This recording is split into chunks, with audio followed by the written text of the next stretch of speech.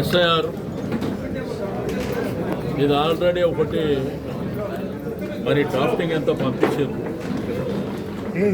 అయితే దీంట్లో ఏంటంటే ఏమైతే అబ్జెక్షన్స్ ఉన్నాయో దాంతోపాటు ఈ డ్రాఫ్ట్ లిస్ట్ లోపల ఇది కూడా ఒకసారి వెరిఫై చేసుకుంటే ఒరిజినల్గా ఉన్న వాళ్ళు ఉన్నారా లేదా అదొకటి క్రాస్ చెక్ చేసుకోవడం, కొత్త ఎన్రోల్మెంట్ కానివ్వండి, ఏదైతే షిఫ్టింగ్ అయిన ప్లేస్లో మళ్ళీ ఎగ్జిస్టింగ్ వేరే వాళ్ళు వస్తారు కాబట్టి అది కూడా ఒకసారి క్రాస్ చెక్ చేసుకొని దీన్ని పూర్తి స్థాయిలో అంటే అప్రాక్సిమేట్లీ రాష్ట్రంలో 94 లక్షల ఓట్లు తీసేయాలనేటువంటి ఆల్రెడీ ఒక కుట్ర ఒక ప్లాన్ అంతా జరిగింది.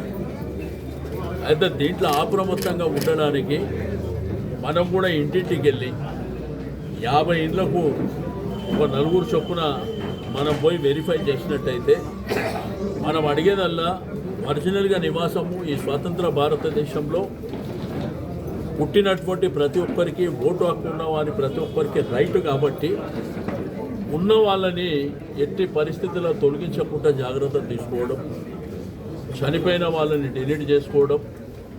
సరే కొంతమంది షిఫ్టింగ్ అంటే ఇక్కడి నుంచి షిఫ్ట్ అయ్యిండొచ్చు, మళ్ళీ అదే ప్లేస్లోకి వేరే ప్రాంతాల నుంచి వచ్చిన వాళ్ళు కూడా ఉంటారు. నార్త్ ఇండియానో లేకపోతే ఇంకోళ్ళు కాదు, హైదరాబాద్లో ఉన్న వాళ్ళు జిల్లాల్లో ఉన్న వాళ్ళు కూడా మరి షిఫ్ట్ అయిన వాళ్ళు ఉంటారు. దీన్ని చాలా జాగ్రత్తగా, ఎందుకంటే వచ్చే నెల 16వ తారీఖు నాడు లాస్ట్, అంతలోపు ఏంటంటే ఇవన్నీ క్రాస్ చెక్ చేసుకోవాలనేటువంటిది ఒకటి. ఇప్పటికి కూడా నేను కేంద్ర రాష్ట్ర ప్రభుత్వాలకు రిక్వెస్ట్ చేస్తున్నాను. కేంద్ర ప్రభుత్వం దగ్గర రాష్ట్ర ప్రభుత్వం దగ్గర మెకానిజం ఉంటుంది, మిషనరీ ఉంటుంది, మ్యాన్ పవర్ ఉంటుంది. కరెంటు బిల్లు కట్టకపోతే ఇంటికి వచ్చి కరెంటు కట్ చేస్తున్నారు, వాటర్ బిల్లు కట్టకపోతే ఇంటికి వచ్చి వాటర్ కట్ చేస్తున్నారు. మరి అటువంటిది మీరు ఇంటింటికి మీ దగ్గర మ్యాన్ పవరు నెట్వర్క్ ఉన్నప్పుడు ఈ విషయంలో ఎందుకు జాగ్రత్తలు తీసుకుంటలేరు? ఇది కేంద్ర రాష్ట్ర ప్రభుత్వాలు సరే, ఎలక్షన్ కమిషన్ ఒక డైరెక్షన్ ఇస్తుంది. అల్టిమేట్గా మీరు వేరియస్ డిపార్ట్మెంట్స్లో ఉన్నటువంటి మ్యాన్ పవర్ ఉంటుంది, మీకు దాని మీద ఫోకస్ లేదు, ఫీల్డ్లో ఫోకస్ లేదు. ఈ ప్రభుత్వానికి అయితే కొట్లాడుకోనికనే టైం సరిపోదు. రెండోది, ఆ రోజు కేసీఆర్ గారు చేసినటువంటి కార్యక్రమాలు, ఆ రోజు ఆయన ఫౌండేషన్ వేసి ఒక మంచి కార్యక్రమాలు తీసుకొస్తే ఈరోజు రిబ్బన్ కటింగ్ ముఖ్యమంత్రి గారు, నువ్వు రిబ్బన్ కట్ చేసుకుంటే అభ్యంతరం లేదు, కానీ నేను నోటికి వచ్చినట్టు మాట్లాడే ఆ దురద ఏదైతే ఉన్నదో ఆ దురద తగ్గించుకో. ఎప్పుడైనా కానీ వేరే వాళ్ళని కించపరిచే విధంగా మాట్లాడితే ఎవడు ఊకోడు. ఇక్కడ మాకు కూడా వస్తుంది, నీకంటే అద్భుతంగా మాట్లాడగలరు. టీమ్స్ హాస్పిటల్ నువ్వు కట్టినావా? సనత్ నగర్ టీమ్స్ హాస్పిటల్ నువ్వు కట్టినావా? అల్వాల్ నువ్వు కట్టినావా? అంటే ప్రజలు అంత అమాయకంగా కలుపుకొని ఉన్నారని, అమాయకంగా కాదు. ఆ రోజేంది 2021లో ప్రపంచవ్యాప్తంగా దేశవ్యాప్తంగా మన రాష్ట్రంలో కరోనా వైరస్ వచ్చినప్పుడు ఆ రోజు వెంటిలేటర్లు కానీ ఆక్సిజన్ కానీ మనకు కావాల్సినటువంటి హాస్పిటల్లో కావాల్సినటువంటి ఎక్విప్మెంట్స్ కానివ్వండి ప్రాపర్గా అందుబాటులో లేకపోతే అక్కడి నుంచి పుట్టిందే కేసీఆర్ గారి ఆలోచన విధానంతో. ఆ రోజు ఆయన హాస్పిటల్ కరోనాలో గాంధీకి విజిట్ చేసి ఆ తర్వాత క్యాబినెట్లో ఒక చర్చ జరిగింది. రేపు భవిష్యత్తులో ఇంకో డిసీజ్ వస్తే మన ప్రజలు ఏమైపోవాలనేటువంటి ఆలోచనతో పుట్టిందే ఈ టీమ్స్ హాస్పిటల్. హైదరాబాద్ 4 వైపులా 4 హాస్పిటల్ ఉండాలనేటువంటి ఆలోచనతో ఆ రోజు ఆయన క్యాబినెట్లో ఓకే చేసిన తర్వాత దాని ఫౌండేషన్ వేస్తే ఎంత స్పీడ్గా కన్స్ట్రక్షన్ జరిగిందో మీ మీడియా సాక్షి, ప్రజల సాక్షి. చార్మినార్ నేను కట్టినా, గోల్కొండ నేను కట్టినా, మా తాత కట్టినని మేము చెప్పలే. మీలాగా మంది పిల్లల్ని మా పిల్లలని చెప్పుకుంటలేము. అంతేగాని ఏడవాడతాడ పిట్ట కథలు. ఆ హాస్పిటల్ వెనుక మెంటల్ హాస్పిటల్ ఉంటుంది కాబట్టి ఆడపోయి అడుగుతాయి, ఎవరు గుర్తుపట్టలేదు. సనత్ నగర్ ఎమ్మెల్యే బాగా మదం పడితే సనత్ నగర్ ఎమ్మెల్యే అని మాట్లాడుతుంది.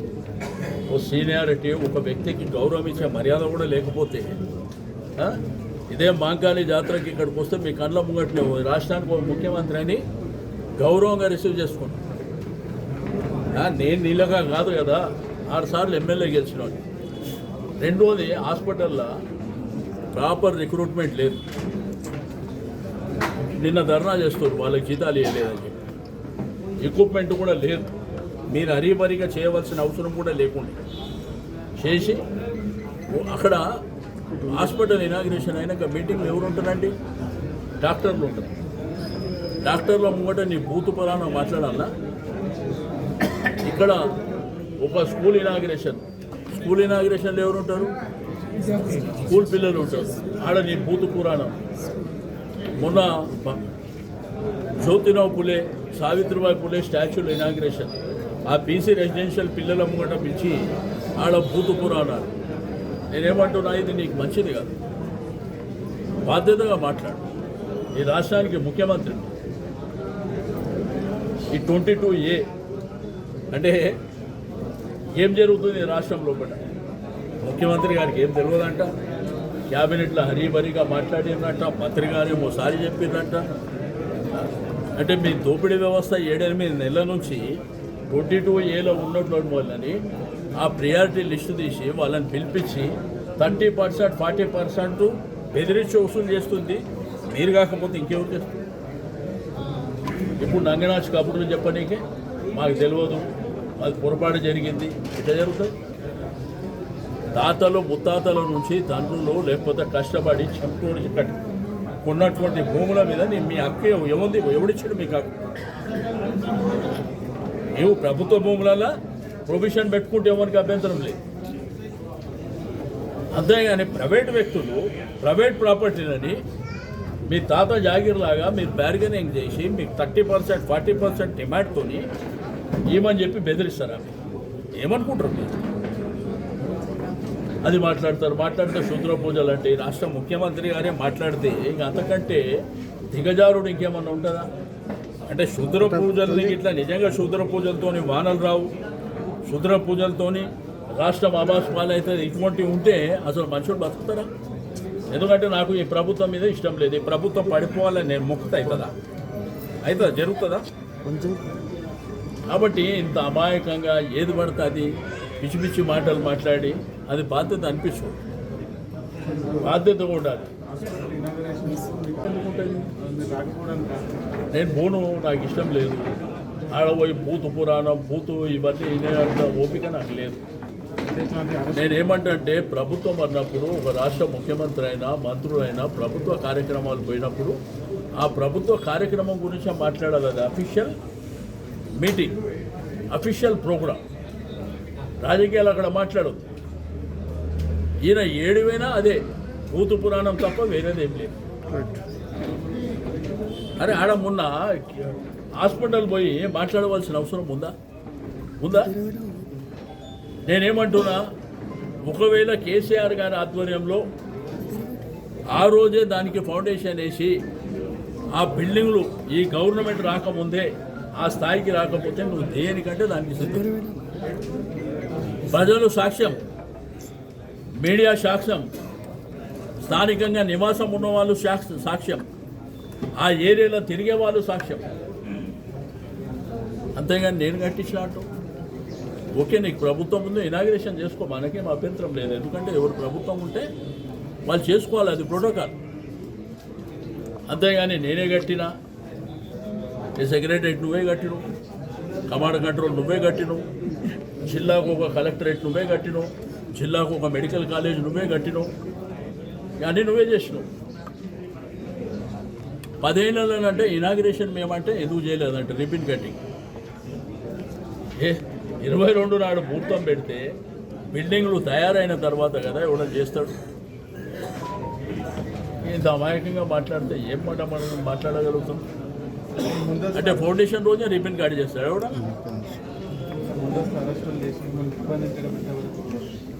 అరెస్టులు చేసి ఏమవుతుందా ఈ ప్రజాస్వామ్యం లోపల? ఇది ప్రజల కోసం జరిగేటువంటి కొట్లాట. ప్రతిపక్ష పార్టీగా మా పాత్ర అయితే, అధికార పక్షంగా వాళ్ళ పాత్ర వాళ్ళు చేసుకుంటారు. ప్రతిపక్షంగా మా పాత్ర ఏంది? అదే మేము పాటించవలసినటువంటి అవసరం ఉంటుంది. ఇక నిర్బంధాలు చేస్తాం, అరెస్టులు చేస్తాం, చెయ్యి. అల్టిమేట్గా ఏంది? ప్రజలు ఉన్నారు, ప్రజలు చూస్తూ చాలానంట ప్రజాపాలన అంటే ఈ 3 ఏళ్లలో 2 సంవత్సరాల్లో 9 మాసాలలో చాలా అద్భుతాలు చేశారంట.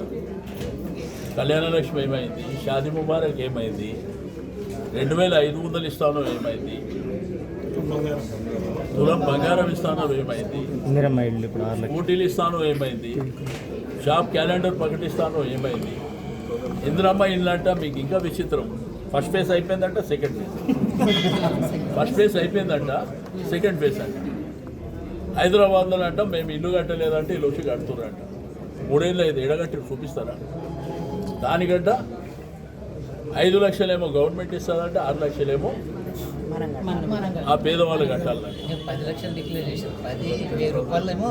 మరి ఇప్పుడు కేసీఆర్ గారు పేదవాళ్ళకి డబల్ బెడ్రూమ్ కడితే 1 రూపాయి తీసుకురా ఎక్కడన్నా? అంత అద్భుతమైనటువంటి ఇల్లు కట్టి ఎక్కడన్నా తీసుకురా? కాబట్టి అన్ని అబద్ధాల పోరు మాటలు, బూతు మాటలు తప్ప మీరు చేసిందే.